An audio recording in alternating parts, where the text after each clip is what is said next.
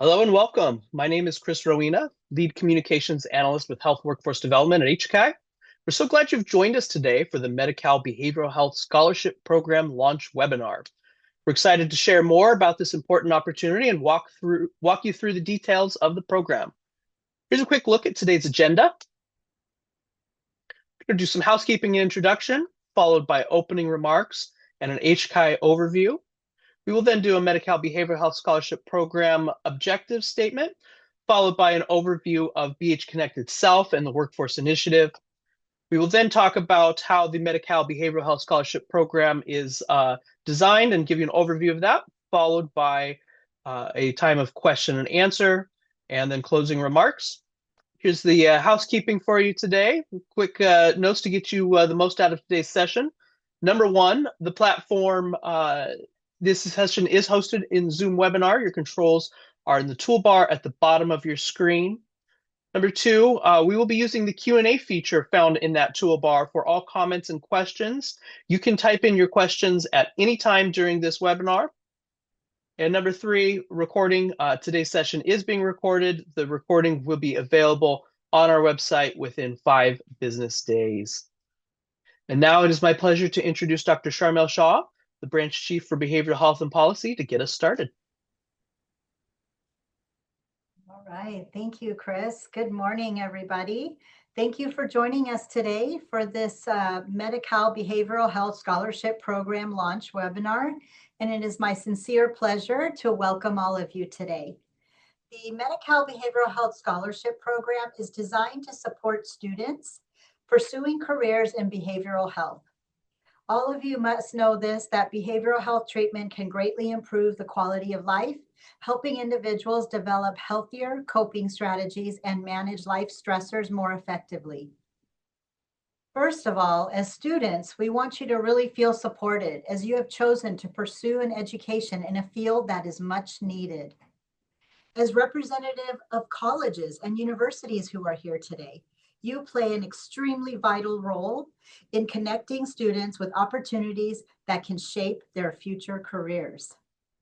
So before we jump into the content of this webinar, I wanted to ground us a bit in the vision and mission of our department. The vision of HCAI, Healthcare Access and Information, is to have a healthier California where all receive equitable, affordable, and quality healthcare. And our mission helps us do that by expanding equitable access to quality, affordable healthcare for all Californians through resilient facilities, actionable information, and a health workforce that each community needs. HCAI has 5 program areas. We'll go through these very quickly here. Facilities, where we monitor the construction, renovation, and seismic safety of California's hospitals and skilled nursing facilities. We have a financing arm that provides loan insurance for nonprofit healthcare facilities to help develop and expand their services. We have our workforce arm, which is where this work comes from, to expand and diversify California's health workforce for underserved areas and populations. We also have a data arm where we collect, manage, analyze, and report actionable information about California's healthcare and behavioral healthcare landscape. And lastly, we have an office for affordability, where we improve healthcare affordability through data analysis, developing spending targets, and looking at measures to really advance value. We enforce hospital billing protections, and we provide generic drugs at a low, transparent price. HCAI's health workforce approach and strategy is to really ensure that we're enabling the expansion and development of a health workforce that really reflects California and addresses supply shortages and access to care. And we do this by administering programs in 4 main areas: behavioral health, nursing and midwifery, primary care, and oral health. And it's really important for all of you to know that we develop, support, and expand a health workforce that serves medically underserved areas, serves Medi-Cal members, and really reflects and responds to the needs of California's population. And how do we do this? We offer programs and financial support to organizations to help build the workforce pipeline, to also expand educational capacity. We also provide support to individuals pursuing health or behavioral health careers like today. And we also support organizations so that we can help them retain and recruit behavioral health providers. The objective today of the Behavioral Health Scholarship Program is to provide a brief presentation on the program and its funding cycle, share some key dates and requirements for those who are applying, and offer an open forum where we'll have a Q&A session to really address your questions. But before we do that, I'm going to do a brief overview of BH Connect, of which this is one of the programs, and the Workforce Initiative. So in December of 2024, the Department of Healthcare Services had received approval from CMS, the Centers for Medicare and Medicaid Services, for the transformative BH Connect initiative. It really seeks to transform California's behavioral health delivery system by expanding access to highly effective community-based care, strengthening the behavioral health workforce, of which HCAI is a part of, and ensuring Medi-Cal members receive high-quality care. Next slide, please. So the Workforce Initiative through BH Connect supports the training, recruitment, and retention of behavioral health practitioners across the continuum of care within the Medi-Cal safety net setting, serving Medi-Cal members and the uninsured. So between 2025 and 2029, in partnership with the Department of Healthcare Services, HCAI is investing up to $1.9 billion in 5 specific workforce programs, of which this is one of them. Recipients of workforce funding in this initiative will commit to serving Medi-Cal members living with significant behavioral health needs for 2 to 4 years. And the state may carry unused workforce initiative expenditure authority from one year to the next. So after demonstration year 2, the state may redistribute up to 30% of workforce initiative funding across programs. So if we find that one program happens to be doing has a better uptake than another, we're able to redistribute those funds to be able to provide funding to all. This is a brief list of all of the BH Connect Workforce Initiative programs. So the Medi-Cal Behavioral Health Student Loan Repayment Program, which opened in July of last year. Our Medi-Cal Behavioral Health Scholarship Program, which is what we will be discussing today. The Medi-Cal Behavioral Health Recruitment and Retention Program, which will be opening soon. And the Medi-Cal Behavioral Health Community-Based Provider Training Program, which is also slated to open soon. And then the Medi-Cal Behavioral Health Residency Fellowship Training Program, which also had opened in July of last year. So now I'm going to turn it over to Samantha Sadler, who will get us started. Thank you, everybody. Good morning, everyone. My name is Samantha Sadler. I am the Behavioral Health Policy Analyst here with HCAI, and I'll be walking you through the Medi-Cal Behavioral Health Scholarship Program, or MBHSP overview, highlighting eligibility, funding, and other program requirements. Next slide, please. Alrighty, so like Dr. Shaw had mentioned, the goal of one of these programs under BH Connect, the scholarship program, is to expand the number of behavioral health professionals working in Medi-Cal safety net settings by supporting individuals who are pursuing behavioral health degrees or certifications. In other words, the scholarship's intended to support students like you with completing their education to enter behavioral health roles where Medi-Cal members need care. Funding for this program, the upcoming cycle, which officially launched this Monday, February 2nd, 2026, we have up to $96.9 million available for individual awards. Individual awards may be as high as $240,000 in scholarship, depending on the profession. The awards levels and virtually all rules are outlined in the BH Connect and are established in the special terms and conditions, which is part of our agreement with the federal government to administer the workforce program. Please note that if a profession delivers Medi-Cal covered behavioral health services in a Medi-Cal safety net setting, you may be considered under program rules. We will be going over the eligibility professions on the next slide. Alrighty, so eligible professions. Applicants who are pursuing education to become one of the eligible professions listed here can receive awards through the MBHSP. The program covers a broad set of behavioral health rules, which include alcohol and other drug counselors or AOD counselors, certified peer support specialists, certified wellness coaches, community health workers, or promotores or representatives, licensed clinical social workers, licensed clinical psychologists, licensed marriage and family therapists, licensed professional clinical counselors, licensed psychiatric technicians, licensed vocational nurse practitioners, occupational therapists, physician assistants, and registered nurses.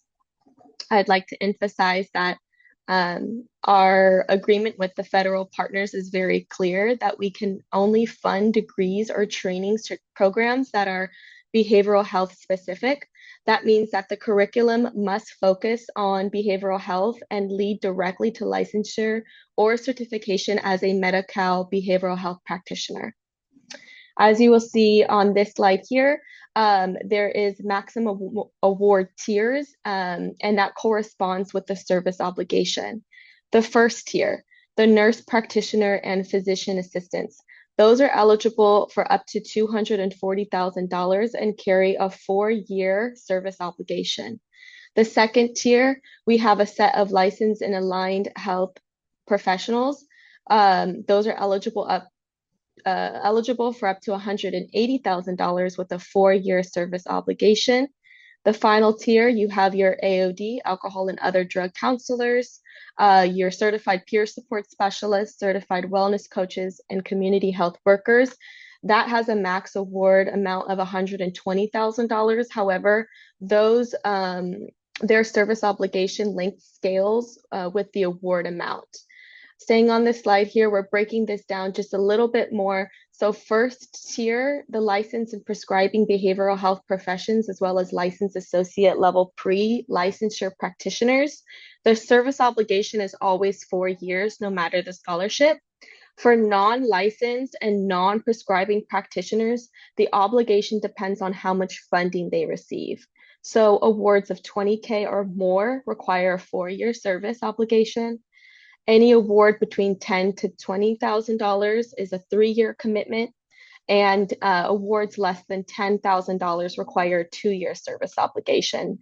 Just additional note here that the length of the service obligation is due to the nature of our agreement with the federal government.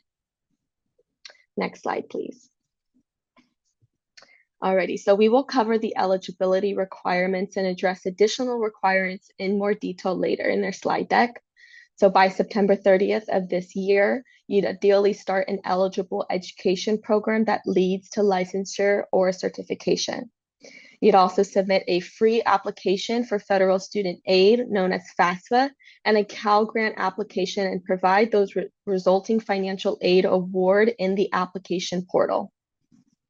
Scholarship verification forms will be sent annually from HCAI, our team, to verify that applicants are actively part of the said program. Students will verify academic status with your registration office. The latest you can complete your education program is June 30th of 2029. We'd maintain active registration. You'd maintain active registration, licensure, and certification in an eligible profession for the duration of the grantee's full-time service requirement. A full-time service obligation providing direct care in a Medi-Cal safety net setting is also required, and we will go into more detail into that. Just to also remind everybody that we have the grant guide, which is now available. It's on our website, and that is super important, and it lays out all the additional details regarding these eligibility requirements. So as mentioned, the Medi-Cal safety net settings, this is where all your the service obligation will be met here in these Medi-Cal safety net settings. The safety net settings include federally qualified health centers, FQHCs, community mental health centers, CMHCs, as defined and certified by the California Department of Public Health, rural health clinics, RHCs, settings with the following payer mix.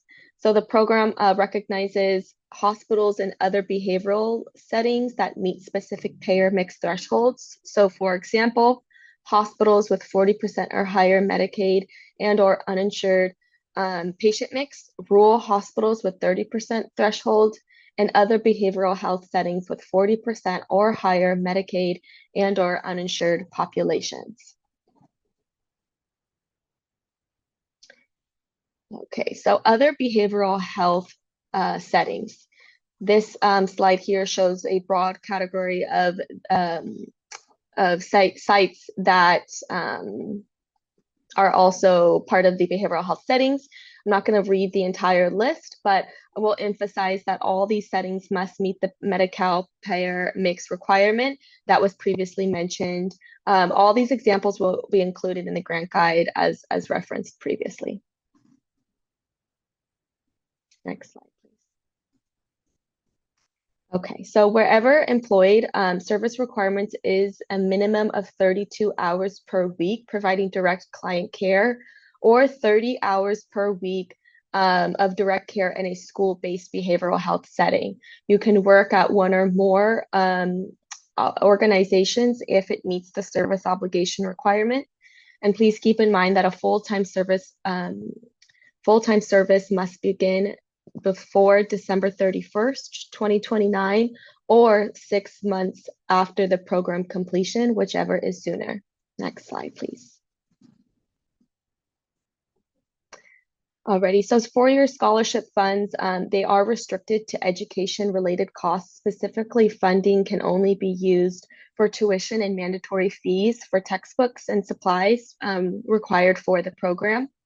Unfortunately, funds cannot be used for living expenses, including on and off campus housing, and childcare, transportation, or any other costs that are not related directly to the coursework.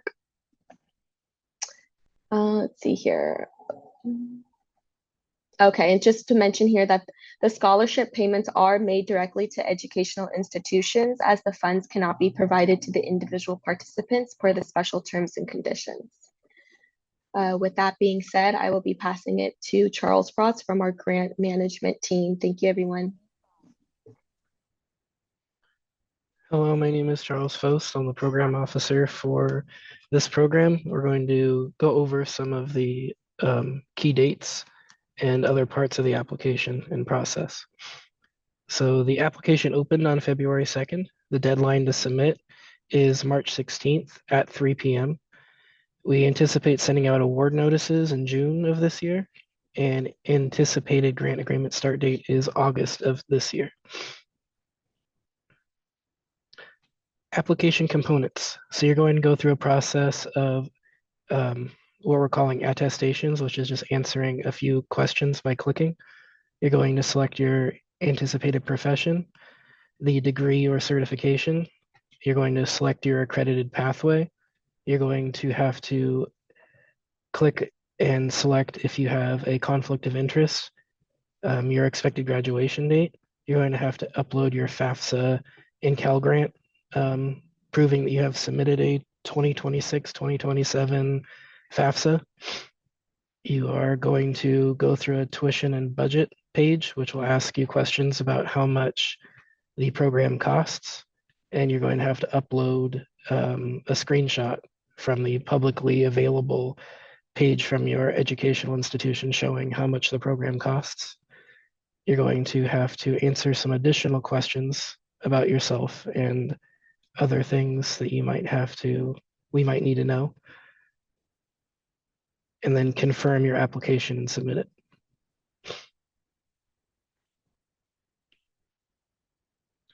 So before you apply, you are going to need to apply for the FAFSA and take a screenshot of the publicly listed tuition for your program for academic year 25-26.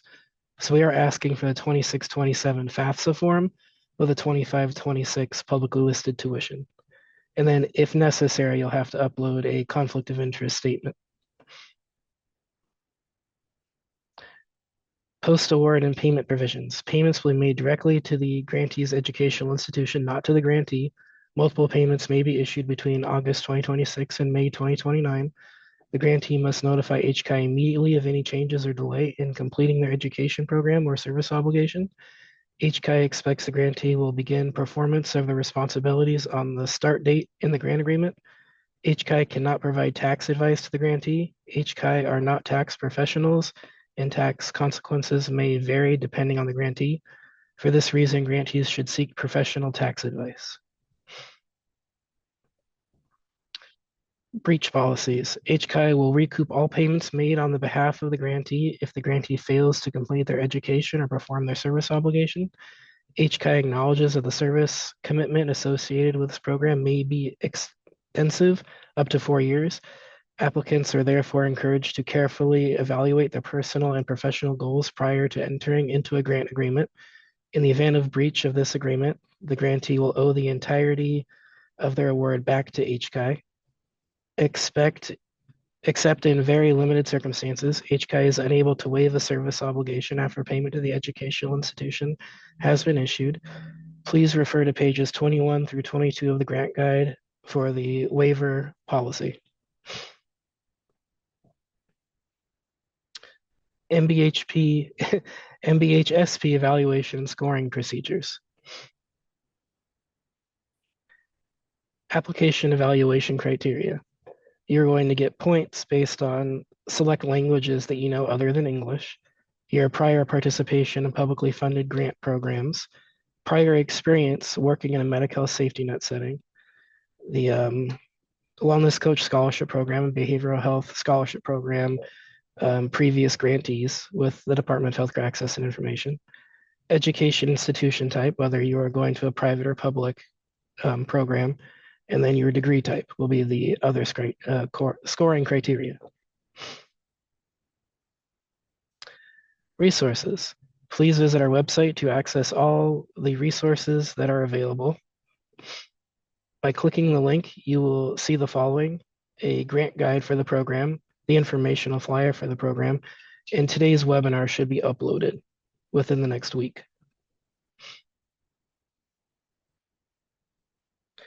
I'm going to pass it back to Chris Rowena to start the question and answer session. All right, thank you so much, Charles. As you can see, our team has put a lot of thought and effort into this program, and we're thrilled that you've joined us today to learn more. As we transition into our Q&A session, please continue to use the Q&A feature located in the Zoom toolbar at the bottom of your screen to ask your questions, as many of you have already done. We're going to do our best to answer as many questions as possible today. We have a lot of people online, so it's possible we won't get to everybody's questions today.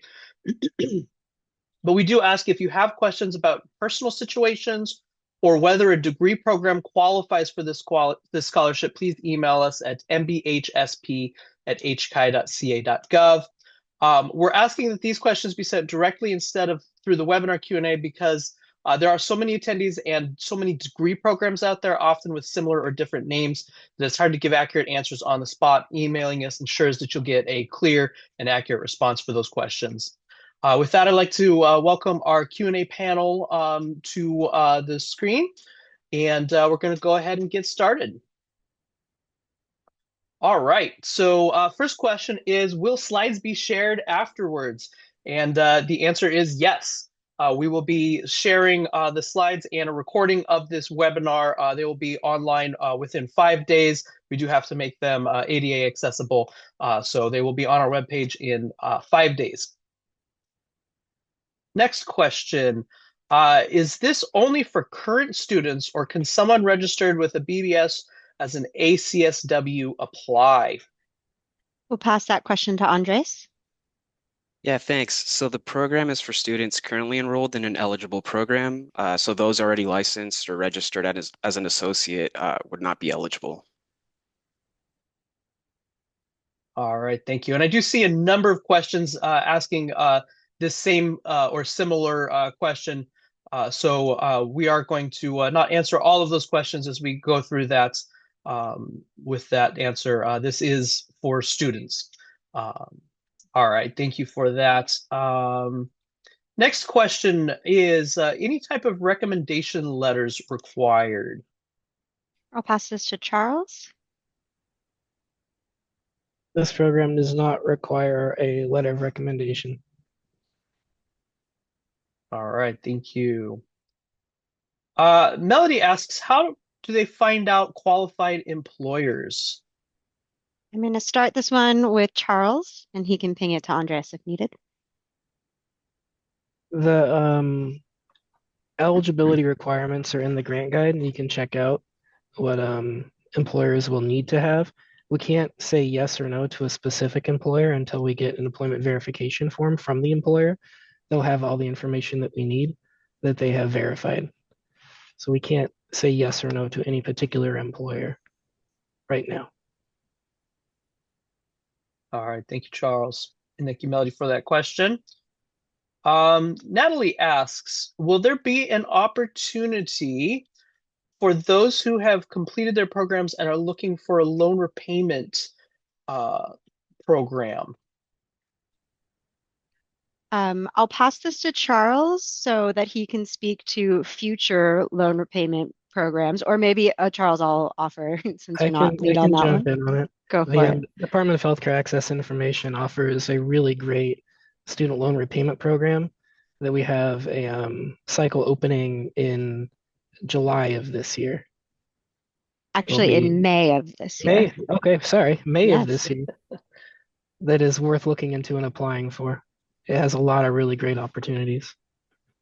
And if I can jump in, HCAI offers a number of loan repayment programs, scholarship programs, depending on available funding and current priorities. So we encourage everyone to check out our website and sign up for our newsletter to stay aware of the latest opportunities. Like Charles said, the MBH LRP is expected to open in May. We have the California State Loan Repayment Program, which typically opens that one's in July. So yeah, please check out our website and check out what we have to offer. All right, thank you, Charles and Nathan. Next question, April asks, do you have to be a full-time student? I'll pass this to Andres. Yes, so applicants must be enrolled full-time in an eligible program to receive funding through this program. All right, thank you. Laura asks, is this for new students trying to get a BA? Andres. Yeah, and so no, this program's open to a variety of degree types and levels, as long as they meet the eligibility requirements. We should probably note that there are only 3 academic years of funding that we're able to offer for this scholarship opportunity due to some timeline constraints for the BH Connect service obligation. I don't know if anybody wants to add on to that, Nathan or Charles. No, okay.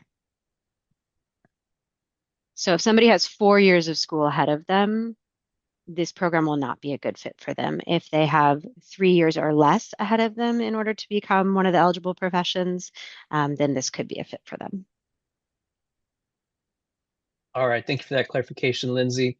Gonna just speak really quick to this one because we did talk about it already, but just confirming for Natalie, this is a scholarship program, not a loan repayment program. We do have loan repayment programs that you can check out on our webpage. All right. Next question. If the person has been awarded other scholarships and the service obligation does not conflict with the scholarship service obligation, can she still apply for this? I'll pass this to Charles. I'd say if you can email our MBHSP inbox, and because it's a more complicated answer than just a yes or no. It depends on the scholarship and the or the service obligation in the program that you are in. So if you can, email our inbox and we will get back to you as quick as we can. All right, thank you. Sherry asks, is this available to those who currently work in behavioral health and want to pursue education to further their career in behavioral health? I'll pass this to Andres. Yes, so definitely there are opportunities for individuals already working in a behavioral health setting and looking to go back to school to further their career by obtaining a subsequent degree that they totally qualify for the scholarship program. All right, thank you. Next question. I'm currently in an online MSW program, but reside in the Central Valley. My university is out of state, and I was wondering if I still qualify for this scholarship. Andres. Yeah, so for this scholarship program, the education program must be located in California. Online programs are eligible if they have a physical presence in California, though. All right, thank you.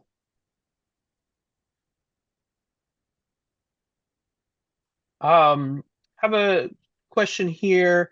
Are school psychology master students eligible to apply for this scholarship?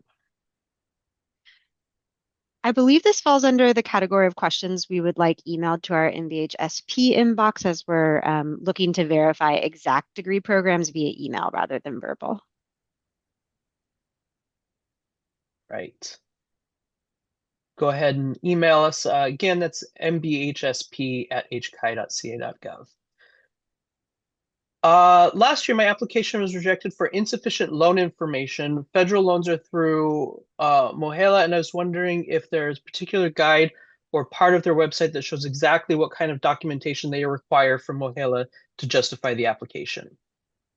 So this is a question, it sounds like, regarding the MBH SLRP application. Mhm. And Charles or Nathan, do you want to give an inbox that person could reach out to us at? Yeah, I'll step in. You can reach out to us at mbhslrp@hci.ca.gov to get more information about what we require in terms of eligible loan documentation. But again, that is for a separate program, not for the scholarship program. All right. As of Monday, I noticed that the application has not been added to the HCAI website under the funding portal. Is the application available elsewhere? It will be added to the website at a later date. I believe we do have that fixed on our webpage, and it should be pointing to the correct funding portal at this time. Yeah, and I will step in because I think I've seen a couple questions to this effect. It looks like a couple people may be trying to access this application on our, we do have two separate funding portals, essentially. BH Connect are on their own funding portal right now, so please do navigate to the MBH scholarship page on HK's website, which will have an updated link to the correct funding portal where you should be able to see the application link. All right. Request for the email to be a little bit slower. Yeah, it's going to be mbhsp@hcai.ca.gov, G-O-V. And we will have that in the slide deck as well a little bit later. And so you'll see that, and it will be available. It's also on our webpage if you still didn't get it there. All right. Let's see. Um,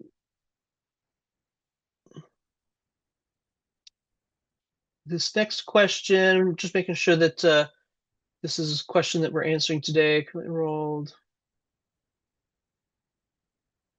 I think that's this one I want to get an answer for just because it does deal with going into multiple schools. So I'm currently enrolled in a psychology bachelor's program expected to graduate August 2026, but will be entering the master's in psychology directly afterwards. Would I still be able to apply? Also, it is not allowing me to select the program I'm in or going to complete. I'll pass this one to Andres. Yeah, so you'd be eligible to apply for the master's program. As far as eligibility, to best give you an accurate answer, we'd have to review your specific circumstances outside of the webinar. So please feel free to send your question to the scholarship inbox and we can provide further guidance on the eligibility of the program. All right. And just as a reminder on this next one, it is for current students. This is a scholarship program.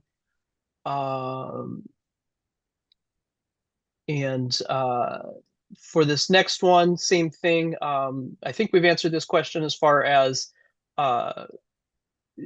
people wanting to extend their education, they are able to apply to that. There is, do we need to answer anything specifically about the PhD portion of this question, Lindsay? Yeah, I think what you said is accurate, and I'll let Andres add on, but pursuing an additional higher degree does not make you ineligible for this program. You still do have to be attending a program that meets the eligibility criteria for this program, which is what we're not able to answer on this webinar if a specific program at a specific college meets that eligibility. Andres, do you want to add? No, yeah, I mean, I would just add that we, yeah, definitely allow opportunities to extend your education. However, any questions related to the specific degree, we would need a little bit more information on the specific program and degree you're referencing. All right, thank you. Let's see, next one is placement support provided after licensure to ensure adherence. Yeah, I think this is a question regarding ensuring that you're placed at a correct, at an eligible service obligation site after graduation. Nathan, can you speak to this? Yeah, unfortunately, HCAI cannot provide employment placement assistance. I know someone asked earlier about how to confirm eligibility of a practice site after you've graduated, obtained licensure, and moving on into your service obligation. We do need, as Charles mentioned, an employment verification form, which is something your employer or prospective employer will assist you in filling out, providing details to confirm eligibility about the site. But before that step, if you have questions about an eligible site, you can reach out to us. We can offer you some guidance on whether or not the site looks eligible and whether or not you might pursue next steps in terms of like applying for a job or, collecting an EVF from them. But the short answer is we do not provide direct employment placement assistance. All right. This next question is an interesting one. I think we're going to need some more clarification on it. Is the CBHYI included in this? And I'm wondering if they're meaning CYBHI, Children and Youth Behavioral Health Initiative. But I do think that, Christine, you probably need some more information on what specifically you mean by CYBHI in this context. We can confirm that they're totally separate funding streams and programs. Yeah.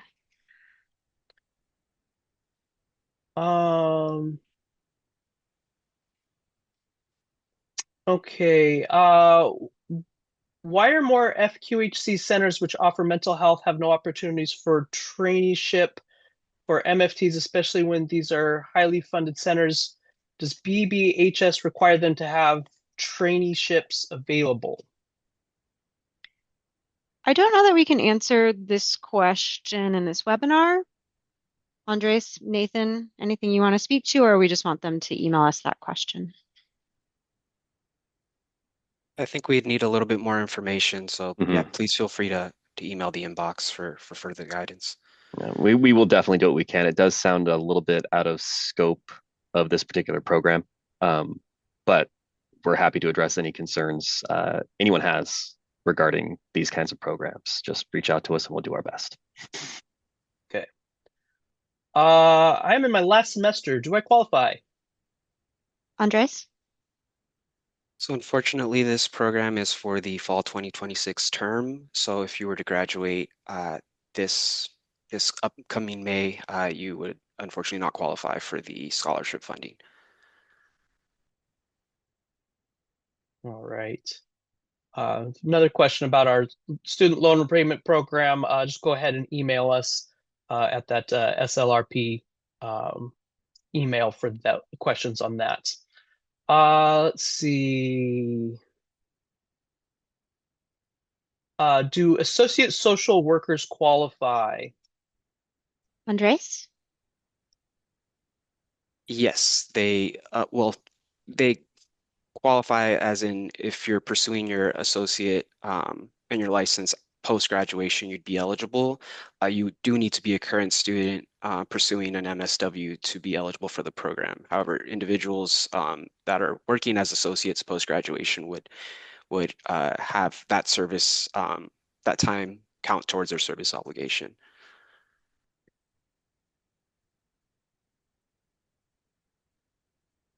All right. Would SUD certification be eligible? Andres? Substance use disorder. Yeah, so there's a few different pathways for the individuals pursuing the SUD certification. I'd encourage you to look at the application to see if your specific program is eligible, and if any questions about your specific program or circumstances arise, please feel free to send any questions to the inbox. All right. I noticed the applicable it says processions, but I think it means professions. Just mentioned licensed professionals. What about AC SWS? Andres? Yeah, so individuals pursuing their MSW would be eligible to qualify, as they'd be able to count those hours post-graduation as part of the service obligation. So individuals working as associates post-graduation would qualify for the scholarship program. All right. Thank you, Andres. Shawnee, this is a question from Shawnee. I think this is an important one. 4 years of obligation. Does that mean we have to stay in the state of California? I'll pass this to Charles. You have to practice your profession in the state of California for the entirety of the service obligation. All right. And we've already answered this question about if you hold a license in one area, going for another. We encourage you to further your education, and we'll support as we can. And as far as specific programs, again, please email us for whether or not your program does qualify or not.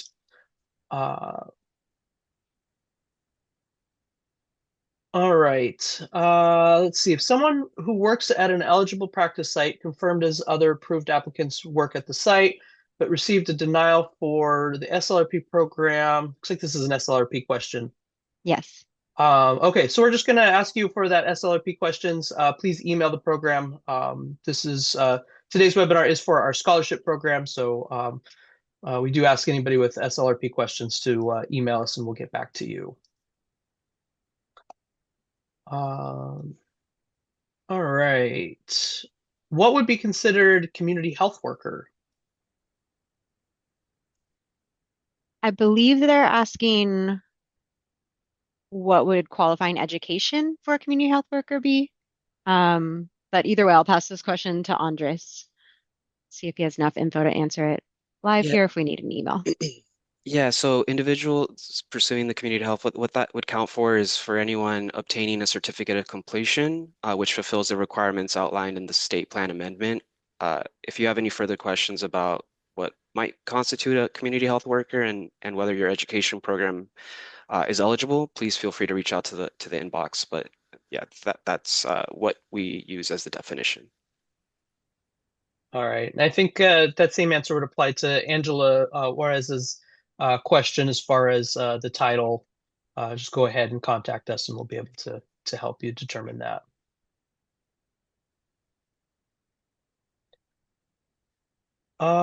Let's see. What if one doesn't qualify for Cal Grant? Is that an automatic disqualification? Andres. So in order for the application to apply for the program, we do require that individuals provide verification that they've applied for both FAFSA and Cal Grant. To give you a more accurate answer, we probably want to review your specific circumstances if you aren't eligible, but we do require as part of the application that individuals provide that verification. If you have any questions about your specific circumstances, feel free to reach out to the inbox. All right, thank you. Unlicensed psychologists have up to 5 years to get licensed in counties, so they may get licensed in 5 years rather than the 4-year commitment. Is that a concern? I'm going to open this up to Andres and or Nathan.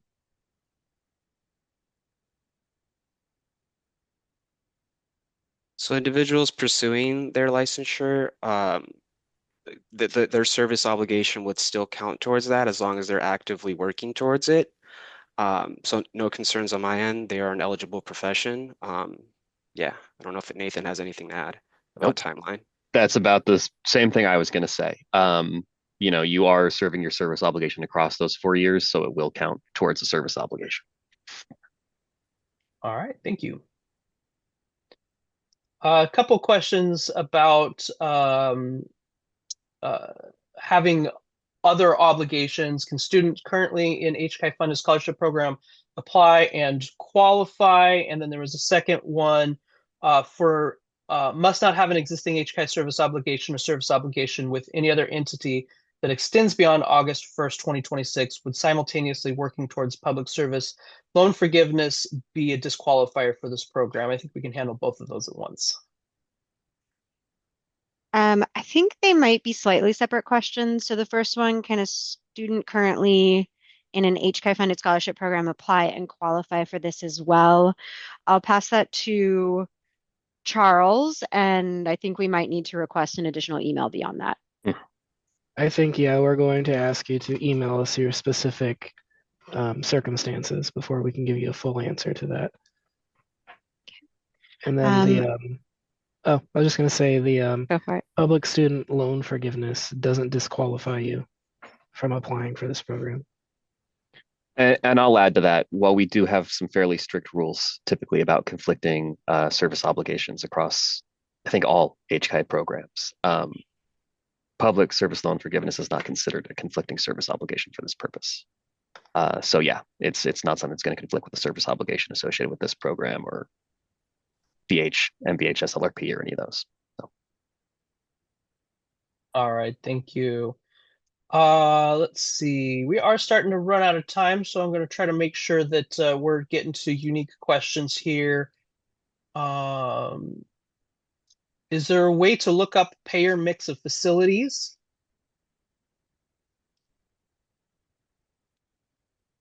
Nathan, is this something No, you can advise no, on? there isn't a readily available database or tool to look up payer mix of facilities, which is something we ask for as part of the employment verification process because it's an important component to whether or not a site is eligible or can be an important component depending on the type of site. So you would work with the site. They will have that information regarding their payer mix, and will be able to provide it or should be able to provide it on employment verification forms, or just if you need some information about the potential eligibility of the site, just you'll have to ask them. All right, thank you. Can technical costs be covered? We might need more information on what technical costs here are, but Andres can speak to general cost funding that we can cover. Yeah, definitely. We would need more information on that, but what we can cover is tuition and any other associated costs, as well as books and supplies needed for the course of study if the applicant indicates that they're interested in receiving that funding. Right. On scoring criteria, must one be multilingual to get points? Does English count? Andres? So you don't need to be multilingual. Unfortunately, English does not count towards the points for that specific criteria. But yeah, I would encourage you to reference the scoring criteria in the grant guide, which indicates which languages would be eligible for receiving points for your application. All right. Are international students eligible for this scholarship? Andres? So individuals are eligible as long as they fulfill the requirements listed in the application. So they would need to also apply for a FAFSA and Cal Grant, attend a program located in California, and then fulfill the service obligation in California following the requirements listed in the grant guide. All right. I see a question on for a DACA student. I would say go ahead and email us for questions on that. Again, we're running out of time, so I want to make sure that we're answering questions that we haven't answered already. Question on wellness coaches or people who are currently wellness coaches working towards masters in educational counseling with PPS included in this. Andres?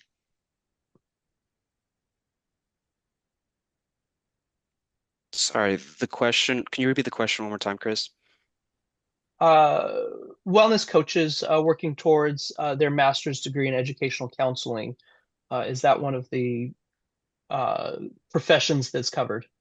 Yeah, so they would be eligible as long as they're enrolled in an eligible program. Again, I'd encourage you to look at the application just to confirm that specific degree pathway and program are eligible. But yes, generally speaking, those individuals would be able to pursue an extended degree.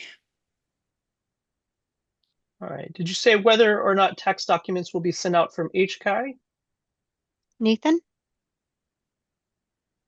HCAI does not provide tax advice or provide any tax documentation associated with scholarship or grant awards. If you have any questions about potential impact on your tax liabilities, we do encourage you to seek professional advice, a tax professional. I'm sorry, tax professional advice. All right. Would ABA hours count towards the needed hours for certification? I think we might need this one emailed to us, Chris. I think it's out of scope of the scholarship. All right. Yeah, you can go ahead and email us with any questions specifically about that. Let's see. Again, Chris, a could reminder. we, Yeah, go. sorry, could we circle to Kelly Sue's question? Because I think this is helpful for folks. She said, I'm asking in regards to the international students. I think she's asking, she's asking because international students are not eligible for applying for FAFSA or Cal Grant, and I'm wondering if this automatically disqualifies us from applying. Gotcha. Can I pass that to Andres just to clarify? Yes, please. So given the requirements listed in the federal agreement between the state and CMS, unfortunately, we do have to follow the requirements where a FAFSA and Cal Grant application are required. So if you're not able to provide that information, you wouldn't be able to move forward with submitting an application for the scholarship program. All right, thank you. You see a number of questions still. Looks like there's still some confusion about full-time student status. Can we address that one more time? Yes, you do have to be a full-time student to And be eligible for this program. it looks like there's questions of how much, how many hours they need to be doing to be considered full-time. Andres? We require at least 12 credits per semester or quarter for the individual to be considered a full-time student. And Chris, right. I'm sorry if I can step in. I'm also seeing some questions about what's going to qualify as full-time employment for the service obligation portion of this program. One that I noticed actually called out like, does documentation and admin tasks of that nature count towards your service obligation? I would encourage you to review the grant guide for a very specific answer about what we count as direct client care and what counts towards your service obligation. When it comes to documentation, any documentation relating to patient encounters being treated by or suspected of needing behavioral health services does count. First line supervision does count. So there are a few different aspects there of what we consider direct patient care. Please do refer to the grant guide for the full list. All right. Well, we are running out of time for today. And I do want to mention that while we were not able to get to all of the questions, we do have a record of the questions, and so we are able to see what questions are being asked. And we do ask that if your question wasn't answered today, please email us, and we're going to get to how to do that here in just a second. But thank you all for your interaction, your participation with us today. Very thoughtful questions. And again, please email us at that mbhsp@hci.ca.gov. We'll have that on the slide in just a minute here. I'm going to hand it off to Sharmil for some closing thoughts, and then we will have a couple more things for just closing out our webinar. We have some resources for you at the end, so please stay tuned. Sharmil.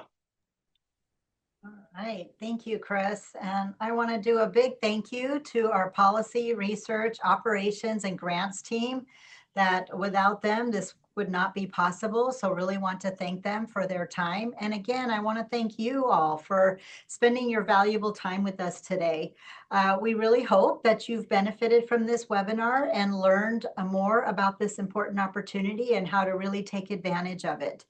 Again, as a very quick reminder, the scholarship program is designed to really support you as a student to take the next step in your education while you prepare to provide really essential clinical behavioral health services to our underserved communities in California. So on behalf of our team, myself, and HCAI executive leadership, we thank you. And I will now turn it back over to Chris to wrap us up. Thank you. All right. Thank you, Dr. Shaw. Well, again, thank you so much for joining us today to learn more about the Medi-Cal Behavioral Health Scholarship Program as this program launches. We're proud to offer this opportunity as part of our BH Connect Workforce Initiative, as well as our broader efforts to strengthen California's behavioral health workforce. As a reminder, this program does close on March 16th, 2026 at 3 p.m., so don't wait to get your application submitted.